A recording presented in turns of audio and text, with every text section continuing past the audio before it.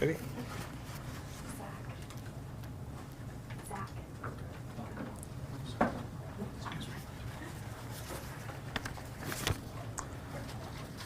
Good afternoon, everyone. Thanks for being here. Today we'll be providing an update on our voluntary family and medical leave program, which launched in December of 2022, first to state employees, then to employers and to individuals not already covered. The voluntary approach was important as a balanced way to provide paid leave for those who need it, with taxpayers' ability to pay for it, which is especially true as we see federal COVID money coming to an end and costs rising in other areas. And with the affordability crisis we continue to face, an opt-in approach allows flexibility for those who don't need it or want the coverage, while allowing those who do with options for both employers and individuals.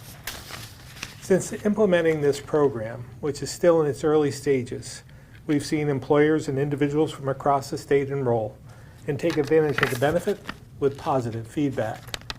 We're joined today by Zach from Deep Analytics, which is an employer right here in Montpelier that's enrolled in the plan, and he'll talk more about his experience. With employers continuing to struggle to find workers they desperately need, this benefit gives them a competitive edge, especially in a tight labor market. As we know, we're faced with many challenges: education, housing, affordability, and public safety. And with each of these challenges comes a need for more workers, resulting in more taxpayers in the state, which will help reduce the tax burden. I want to thank the Hartford for joining us here today and for their continued partnership to bring family and medical leave insurance to Vermont. So with that, I'll turn it over to Kim. Thank you, Governor Scott. Hi, everybody. My name is Kim Rudine, and I lead the Hartford's Absence Management Group. I'd like to thank Governor Scott and Commissioner Smith and others in the state for their partnership in developing and rolling out a program that brings the valuable benefits of paid leave to Vermonters. I also want to thank Zach Clements from Deep Analytics for agreeing to be here today to share the story of how paid leave has helped their workers and their families. The state of Vermont, Deep Analytics, and the Hartford have convened today to share a key message. We are seeing positive numbers from Vermont's paid leave program given the early stages of its rollout. We're pleased to highlight this positive trend and urge more Vermonters to consider enrolling in paid leave, given the assurance it provides to employees who require time away from work for family or health-related reasons. To start, I'd like to tell you a little bit about the Hartford. We're founded in 1810, and we are a leader in employee benefits, including leave management and paid family and medical leave programs, as well as personal and business insurance and mutual funds. We are the #1 provider of fully insured disability insurance in the U.S., so we see every day how these types of income protection programs help employers support their workers during life's most critical moments. We were honored to have been selected as the insurance partner for Vermont Family Medical Leave Insurance Program in 2022. Since that time, we've worked closely with the state to roll out a thoughtfully designed program, which has been supported by targeted education and marketing initiatives designed to communicate the benefits of paid family and medical leave insurance. While it is still in the early phases, we're very pleased with the response to the program to date. We're seeing encouraging levels of participation, and what stands out is the uptake of paid leave in Vermont is tracking in line with other states' experience when they rolled out similar benefits. We're hoping that more employers and workers become aware of the program, and we expect our numbers to keep growing. We look forward to seeing even more Vermonters sign up for this very important coverage. It's important to remember that employees are the heart of every business, and their productivity requires workplace flexibility to manage personal and family needs. The paid leave that is offered through this program helps reduce financial stress, allowing individuals to focus on recovery or caregiving. For employers like the one here today, offering paid leave can enhance engagement, increase retention, and promote overall workforce well-being. Vermont's paid leave program offers partial income replacement for employees who need time away from work to care for a family member with a serious health condition, bond with a new child, manage their own serious health condition, or address needs related to military service. The program is flexible and allows employers to design a plan that meets the unique needs of their workforce. Key features of the program include options for combined or standalone family leave insurance. This means that employers can elect to provide a program that includes either both medical leave and family leave, which includes that coverage for the employee's own condition and the family care, or they can decide to provide a program only for family leave. Flexible contribution models that can be employer paid, employee paid, or shared also exist, and benefit durations that range from 6 to 26 weeks per year, and wage replacements can be between 60 and 70% with additional options available. Again, we are so pleased to be able to bring paid leave to Vermonters. The Hartford has the technology, expertise, and dedicated staff to ensure a seamless experience for employers and employees alike. We look forward to continuing our partnership with the state and expanding awareness of these essential benefits. Employers and individuals can learn more or enroll by visiting fmli.thehartford.com. Thank you very much, and now I'm going to turn it over to Zach Clement from Deep Analytics. Thank you. Hi everyone, my name is Zach Clements. I'm the Vice President of Deep Analytics. We're a small research and development business, currently about 12 full-time scientists and engineers, and we're located right up the College Green, right here in Montpelier. We specialize in developing customized machine learning, AI, and sensor solutions, largely for the federal government. I'll offer what I hope is sort of an interesting perspective. Almost a year ago in September, my second child, Ellis, was born. Months prior to that, I was working with DA's owners, Greg Hewitt and Phil Stimmick, to determine how I was going to manage some amount of leave to be with my family. This is a tough calculus for a small company that largely sells our employees' expertise and labor hours. By happenstance, this was almost exactly when voluntary purchase of FMLI became available for private companies. At the same time, DA was in the process of nearly doubling our headcount. We decided that FMLI would not only support my leave, but would be an additional benefit to offer DA's employees as we continue to grow. My year of eligibility is coming to a close next week, and I can say that from both a personal and a business operations perspective, FMLI has provided an enormous benefit. Personally, because I was able to collect partial wages when utilizing the benefit, I felt less financial pressure to be at work when I needed to be at home than I otherwise would have if unpaid time or personal leave were my only options. As a small business, our monthly premium is very reasonable, and we're able to support our employees and keep them paid through qualifying events without bearing an unworkable cost as a business. I believe it's a comfort for our team to know that we offer this coverage, and it's a benefit that we're able to market when hiring. Thanks. I will turn it over to Kendall Smith, Department of Labor. Thank you. Thank you, Zach. That's an amazing testimonial to how this program is supposed to work. So I'm glad you were able to share it. Good afternoon, everybody. My name's Kendall Smith. I'm the Interim Commissioner at the Vermont Department of Labor. And while a lot of what I was going to say has been said already, I do think some of it is worth repeating. And I want to take a moment to talk about what family and medical leave insurance means both for our workforce and our economy here in Vermont. So like Zach, at some point nearly every worker will need time away from their job, whether to care for a newborn, like Kim shared the qualifying event list, support a family member facing a serious health challenge, or recover from their own illness. And what's important for us all to remember is these are not unusual circumstances. This is part of being human. Today's workers expect more than a paycheck. They expect employers to demonstrate an authentic commitment to their well-being and economic security. Across the nation, quality indicators of jobs include fair wages, predictable schedules, comprehensive benefits, and paid time off. However, the reality is here in Vermont and elsewhere that not every employer can provide all of these things and remain viable, which is why our FMLI program is such an important resource for both employers and for workers. The availability of this insurance allows employers to retain employees and for employees to maintain an income during periods when they cannot work. And for our state, this program sends a clear signal. Vermont is a place where we care for each other and where work and family can go hand in hand. With this approach to paid time off, balancing access without a broad-based tax, we are creating conditions for Vermonters to thrive at work, at home, and in their communities. I also feel like my paper here is bigger than where these microphones are. I apologize. It's one piece of a broader workforce strategy that also includes ample housing, a true cradle-through-career education and training system, and safe, vibrant communities that attract and retain residents. Here are a few numbers, because I'm the Vermont Department of Labor and we like our numbers and our data. The U.S. Census Bureau conducted a survey of Americans about reasons for not working. Two of the reasons cited by Vermonters in that survey included that 6,320 people said they needed to care for an elderly person. 22% of our population is over the age of 65.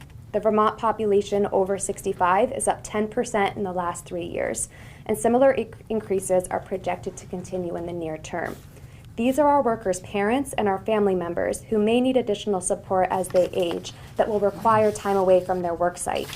And 18,545 responded they are not working because they are sick or disabled themselves. And remember, this was a survey about why people are not currently in the labor force. There are certainly more people currently working today that need time for their own care. Vermont's population is at a record high, yet our labor force is smaller today than it was in 2009 by 8,000 people. This is due to our demographics, which you hear us talk about a lot. As employers compete for workers in a tight labor market, this program helps with retention, which is a more effective workforce development strategy than recruitment. The Vermont Department of Labor is promoting this program and product to our employees and employers when we interact with them, and we are pleased to have this as a tool in our toolbox in terms of promoting healthy workplaces. Thank you, and I will turn it back over to the governor. Thank you, Commissioner Smith. We'll open up to questions. If we could stay on topic first, while we have the Hartford folks here, that way if there are questions they need to answer, we'll have them here for that. So why is the Hartford plan better than the legislature's more, they would say, universal comprehensive plan? Well, obviously, this is a voluntary program, and it gives us an opportunity to try this out and see where the needs are. We're going to be struggling, I think, financially, budgetary concerns throughout the next few years as some of the federal money dries up. So I think that will put additional pressure. If we'd gone with the legislative plan, it would put too much pressure on our already stressed budgets. Would a universal plan be more of a draw for the workforce and for people moving here, as opposed to just being specific for each individual employer, whether they do or don't sign on? If there was a blanket plan, wouldn't that be more effective? Well, I think this is competitive. I think that those who take advantage of it, those companies that take advantage of it, can use it as a tool to draw more people in. I want to stress, we've said this all along, voluntary plan, I think, will work for us to test drive it. And in the future, that may evolve into something else. But at this point in time, it just makes sense for us to utilize what we have, a voluntary program that's been beneficial to many, to our state employees as well as to some businesses. I think provides us with the metrics we need in the future. Perhaps for Commissioner Smith, are there any numbers you could share about how many businesses have enrolled or how many state employees have taken advantage of FMLI? So I'm kind of actually laughing because I thought you were going to ask me how many businesses currently have paid time off plans, and we've tried to survey and gather that information in multiple ways, but I don't have a number I'm confident in saying. In terms of how many businesses have enrolled, I would defer to the Hartford, and in terms of our state employee population and their experience, I could defer to Commissioner Fastiggi. Yeah, so the Hartford has, Thank you. Yeah, so we have over 10,000 Vermonters that are covered under the program. So phase one is the state governed employees. And then phase two, we have 63 employer groups that represent around 1,800 employees. And then phase three, the individual population is 67 individuals so far signed up just this May.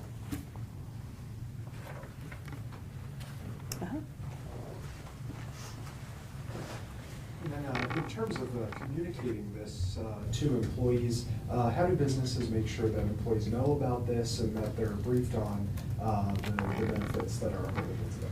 Is that something you can answer? I can help with that, absolutely. Yeah. So we've partnered very closely with the state to help provide educational materials and marketing campaigns, really to increase the awareness and the education. A common topic we spend a lot of time on as an insurance carrier is that employees don't always understand benefits. So there's a process to educate employers and employees, and we leverage our brand and our marketing presence and capabilities in order to be able to provide that education and marketing support to help drive the goals for the state. Yeah. Kendall Smith, and if I could just add on, you could think of it like as you're hired and your new employer is going through the different benefits they offer. So here's how you sign up for health care, use this form. Here's how you sign off for your 401k, use this form. This would likely at that point in time be when the employer says, and if you want to take advantage of FMLI, we offer it. Here's the cost share, et cetera, et cetera. Here's how you sign up. Or if they're not offering it, they may advertise, but you can sign up for this individually, again, through the Hartford. We have an easy-to-use website too, Kim. Do you want to tell them fmli.thehartford.com? Sure, Do you have sure. it there? Yeah, I'd referenced it before, but we do have a website set up that provides some educational videos, different tools. It is fmli.thehartford.com, and employees can learn about the program there. And then, if they don't have it through their employer already, they can choose to sign up during the open enrollment period, or they can even take the information to their employer. Thank you. Do the state's largest employers like Fletcher Island and Global Foundries already have paid leave? It's just, That I do not know. Yeah, I wouldn't know. I don't have insight into specific employer, kind of paid leave approaches, but, many large employers will sometimes offer their own internal policies. Paid leave can take many forms, so. All right, if that's all for on topic. We'll switch to off topic now, and folks are. Governor, have you heard back from the federal government regarding the sanctuary state letter that you sent last week? Saying that we're not a sanctuary state? Right, no, have not heard anything back at this point. Is there, maybe Secretary Samuelson or Secretary Saunders, if they're on, would be better to answer, but was hoping you could give a little bit more information about what this PrEP grant that the state heard the other day might be under threat, what exactly that does. Is that about programming in schools or programming outside of schools? Yeah, I think we're still trying to figure that out, if I've got the right program. I think there are 46 other states that currently are impacted, and we're just trying to figure out what this really means. And I know it was, a few $100,000, so it's significant. But we're trying to figure that out as we speak. I don't know who else is on. Secretary Samuelson? Yeah, no, Governor, you're absolutely right. The Department of Health did receive the notice from the federal government. We're trying to sort out what it means. Just to put some of the facts out there, the PrEP program does provide information for adolescents and youth, particularly around STIs, HIV prevention, and prevention of unintended pregnancies. It is not a school-based program, so it is not offered in the schools. Instead, it is offered in and among community organizations, so it's a completely voluntary program. And specifically, this program the specific notice has targeted a portion of the curriculum that was previously federally approved that would provide information and within that curriculum around gender and sexual identity, as well as consent. And that is at the core of the conversation with the 46 states, which I do want to point out shows how widely accepted this curriculum is. So those are the basic facts, and until we have an opportunity to really dig in to what their request is and evaluate it, as the governor said, we won't be able to provide much more information about it, but we are committed to continuing to provide education and support that really reflects the needs of all Vermonters, and that includes the GLBT and other communities.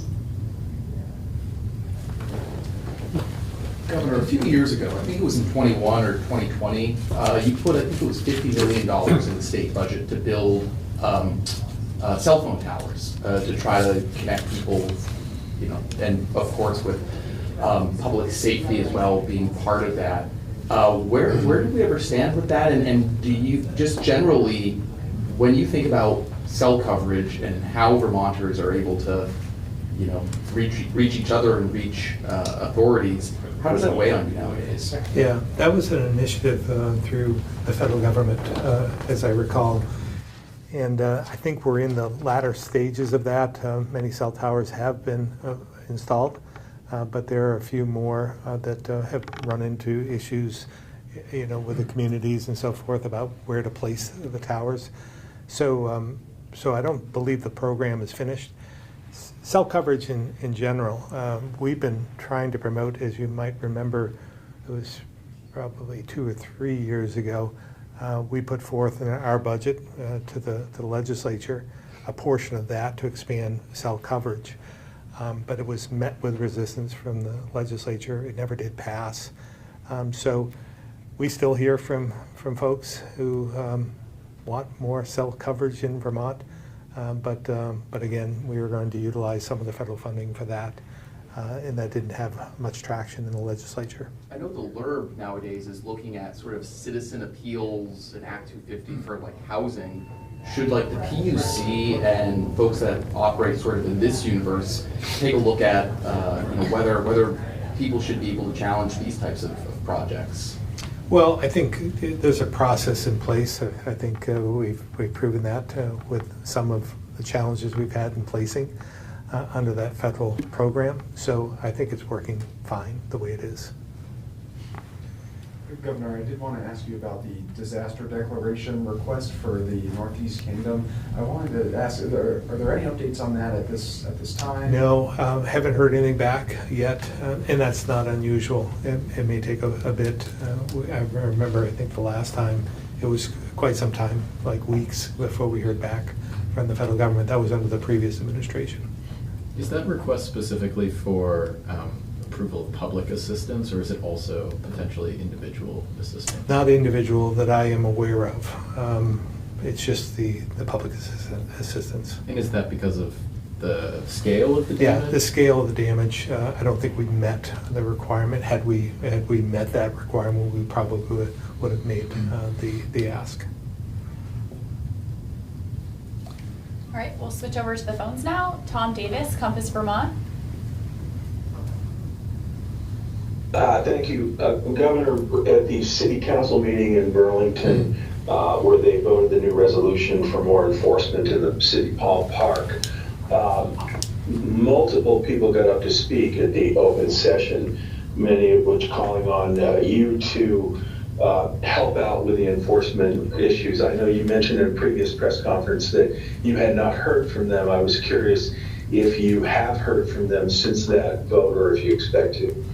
I mean, we've heard broadly through the press and otherwise that, they would like some help from the state in some of their needs, some of their challenges. But I haven't heard anything specifically about law enforcement other than what I've read and heard from the council themselves. So I think they're moving in the right direction. That's an area that I think needs to be addressed. And again, we're going to be taking a look at this. I'm meeting with a business group in the next week or so as well. I'm going to be meeting with individuals that have some background in Burlington needs, and then we'll come up with a plan that we'll address with the mayor and see if there's any interest in working together on this. Thank you. No other questions. Keith Whitcomb, Rutland Herald. Nothing at this time, thank you. Thanks, Keith. Tim, Vermont Biz.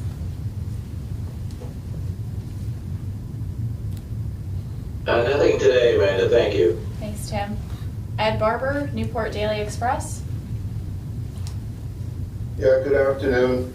Governor, could you or one of your cabinet members give a brief synopsis, if you will, of the difference between the Hartford plan and the state plan? Meaning, how many weeks of eligibility, what percentage of their paycheck is covered?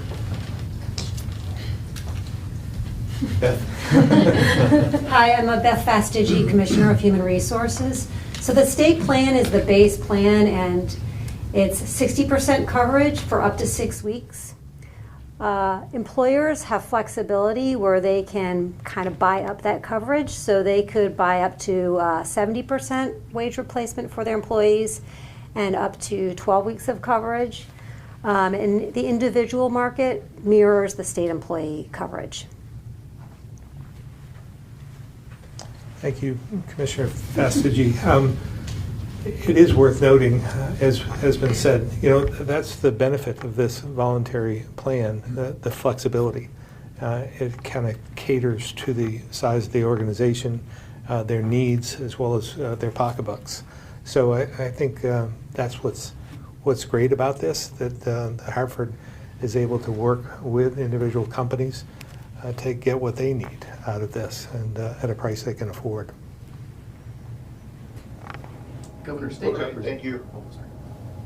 We'll go back to the room. Oh, Go back to sorry. Kevin. I'm jumping on. State representatives and senators in the Bennington, Manchester area are sharing news. I guess on Monday there was allegedly 2 women were arrested by ICE. I guess they're saying that they were home health aides in the community. Do you know anything about this incident? I'm not aware of that, to be honest with you. I had not heard that. And just a question on Burlington. One proposed idea that I've heard about, which was used in 2022, was having state police officers patrol parts of the downtown in Burlington. Has any city official come to you maybe pitching this again or something like that? We have not heard in that regard. As a reminder, though, the City of Burlington did pay for that. So it was something that we offered and had volunteer troopers assist in that. And I would say that we would contemplate that if that was something they needed. And then, of course, with back to school, some school districts are implementing the new the day-long cell phone ban policy. What are your expectations on that? And to parents who may be concerned about this, what is your messaging to them? Yeah, I think overall, I've been a big supporter of this change in policy, and I think it's going to be beneficial to the kids from an education standpoint. And if there are individual needs that they have, I would say you should talk to your school about that. But overall, I think this will be very successful, and we'll see the benefits of this in years to come. What do you think it is that's most destructive about having cell phones in schools? Distraction, not paying attention. I think that it can lead to all kinds of other things, bullying. I just think taking that out of the school curriculum atmosphere, I just think will level set and help focus on the work at hand. But also not get involved in some of the personal attacks from behind a cell phone. And Governor, there's another incident we've heard about. There were multiple letters sent to synagogues in Vermont and Maine making various threats to these organizations. Have you heard about state police say that that everyone is safe and that there's no backing behind them, but what messages do you have to Jewish Vermonters? Yeah, we should not tolerate any anti-Semitism of any sort. So we obviously concerned on a larger scale throughout the country seeing this. I don't think we have experienced this at this point in time. It doesn't mean that it won't happen in the future. So we will react accordingly. But we should not tolerate it. As we inch towards foliage season, are there any unique initiatives this year in what's been a tough tourism year to bring people to the state? Yeah, in some respects it's been tough because of the Canadian market. But I think I reported last week that seeing the numbers from the state parks has given me some hope. I think we'll see some new visitors from throughout the region, in the Northeast in particular. It looks like it might be a great foliage season. I don't know if we have any bad ones, but this one might be even more spectacular due to maybe even the lack of rain. So we'll see what happens, but I'm hopeful because, again, the state parks data showed us that we turned it around and we're actually exceeding what we saw last year in terms of some of the visitation to the state parks. Governor, on this Tuesday, the Lake Eden Association started a anti-milfoil herbicide program, and I gather there's been some local pushback against it. Have you heard anything about that? Has your administration heard anything about that, and how is that going? I haven't personally heard that, but I'm sure somebody from the Agency of Natural Resources has, and I'll refer to Secretary Moore. Sure, Governor. This is one of a handful of permits we issue each year for herbicide applications. You know, herbicides are really, I wouldn't say they're our tool of last resort, but certainly look to hand pulling, smothering, and other strategies for addressing small populations of invasive aquatic vegetation. Unfortunately, sometimes that vegetation can get away from us, and an herbicide treatment becomes important in helping maintain recreational access. We have a pretty strict procedure for considering the scope and scale of any herbicide treatment. It's generally not something we would authorize to be applied lake-wide, and it really is trying to balance the recreational use of our many lakes and ponds with some of the challenges and concerns that Vermonters tend to raise about the use of herbicides. So nothing we enter into lightly, a pretty robust regulatory process, and this is just one of several applications that we anticipate taking place this fall.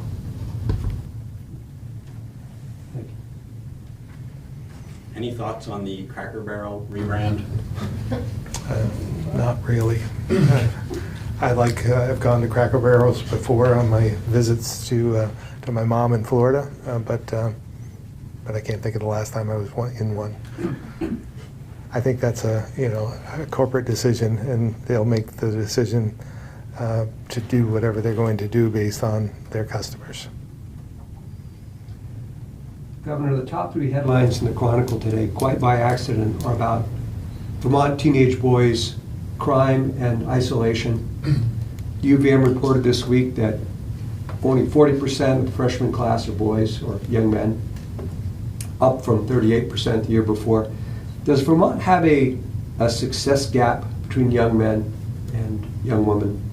And if so, what are we doing about it? That's a great question. I don't have the answer to that, and I'm trying to think who might. But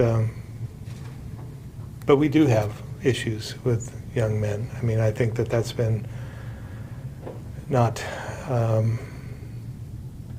don't think that's just recently. I think it's throughout history. Young men need something to do. They're active. They need something to keep their attention. I think our after-school programs are a great example of keeping our kids entertained and doing something instead of going home to an empty home. And Commissioner Smith was instrumental in providing for some of that over the last few years. And I think it's even more important than ever that we continue with that. That's why sports are important, just to keep kids busy rather than in following other paths that lead to detrimental behavior.